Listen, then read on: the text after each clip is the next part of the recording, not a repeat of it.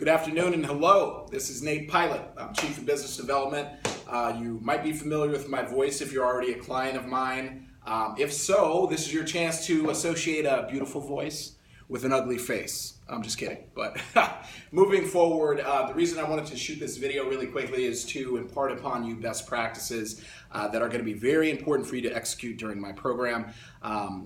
And in working with my firm, you know the intent here. The intent is to remove derogatory items from your credit report. That is the sole intent here, of course, to get you to or to surpass the goal score needed to qualify for your mortgage. Very simple. However, some of my most successful clients, those that end up in the 700s and 800s club, I mean, why go to a 620 when you can get to a 640, or 700, 720, etc.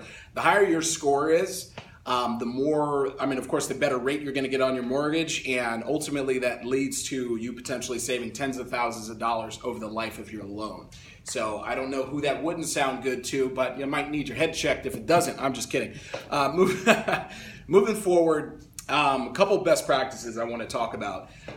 If you've spoken with me already, you likely know the importance of things like card utilization. I'm going to drive some of those points home right now. So first off, for some of you, the problem may be that not only do you have derogatory items on your credit, but also you don't have much positive credit. So right now, kind of think of your score as a scale. Your derogatory items are going to counterbalance anything you might have positive. So deletion, of course, is the alleviation of that negative pressure on your positive credit. So what's important when deletions start happening? I'm talking about 2, 3, 4 weeks into my process.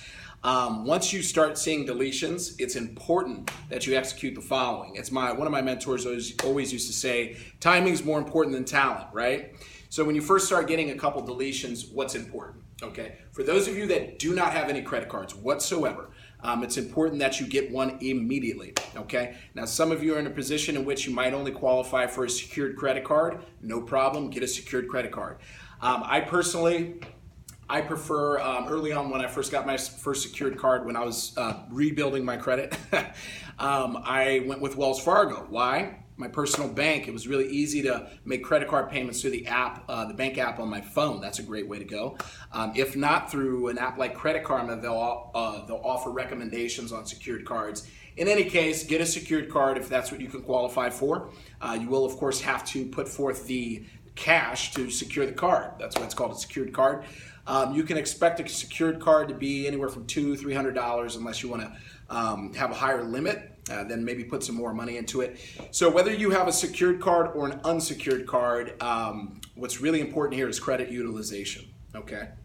So credit utilization, the way I conceptualize it, pretty simple, is the creditor wants to see that you need credit, but you don't need it desperately, and that you use it, but you don't use it frivolously. So utilization is the way that you show you are creditworthy and you can be trusted with credit. Now, what do I mean? Let's say you have a card with a limit of $1,000, right? So $1,000, the proper utilization rate, meaning your balance in relation to your limit, is always going to be, rule of thumb, 10 to 30% is safe. That's good. Optimal, 7 to 10%. So what does that mean? That means out of $1,000, your balance should never reflect more than between $70 and $100, okay? But anywhere in the range from $100 to $300, you're still doing good. So that's where you want to be. Now, of course, you still want to, and what I mean by the balance or that utilization rate, that's the balance that you carry month over month, okay? So it's important that you use your card, you make your normal monthly payments, but you leave a remaining balance, or you carry the balance of between 7 to 10% optimally, no more than 30%. So that's how you start actually getting a great score. If you do that on 2, 3, 4 cards, oh my gosh, that's how people get into the 700s and 800s club. Congratulations. 2 or 3 cards, 3, 4 cards, all with proper utilization, you're doing really well. So now, once again, the timing. You want to execute these measures once you start getting deletions, once you start having collections come off, charge-off balances removed. If you got a wrongful foreclosure, once you see that thing gone, boom, get your secured card, right? So next tip I'm going to impart upon you is going to be authorized user. Okay. Now, this is a nice little shortcut, but it's important that you do your due diligence beforehand. I want you to look at the pros and cons of authorized user on a credit card. So what is authorized user? And you might want to research this further, okay? But authorized user essentially is if you have a friend or a family member, somebody you trust. You got to trust them, okay? First off, when you have someone you trust that has an established line of credit, a credit card, and they add you simply as an authorized user. Now, you don't necessarily have to get a card of your own attached to their account, or they don't necessarily have to let you use the card. But what happens is they do add you to the card as an authorized user.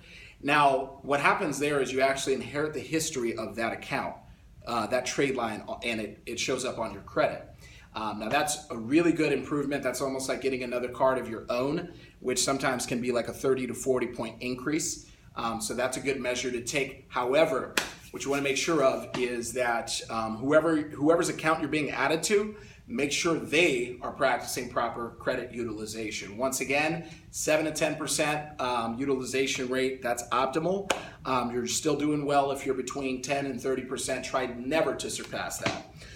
So other than that, executing these measures has led to the success of a lot of my clients. I mean, I had one earlier last week that actually did both. He not only got a secured card, but also his wife added him as an authorized user, and I think it was like a month and a half. But there was a mixture of other stuff going on. Remember, this is a concerted effort. If you really want optimal results, deletions, that's going to be the meat and potatoes. But if you're doing what you can on your end, I mean, that's going to catapult you far beyond where you need to be. And in my opinion, it's better to exceed expectations than just slightly meet them, right? It's better to pass it up with great distance. That's what I'm after.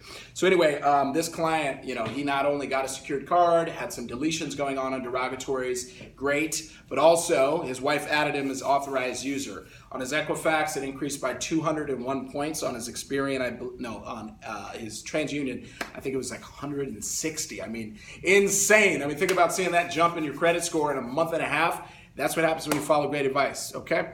So, yeah, if you're a client of mine, give me a call. If not, don't ever call me. I'm just kidding.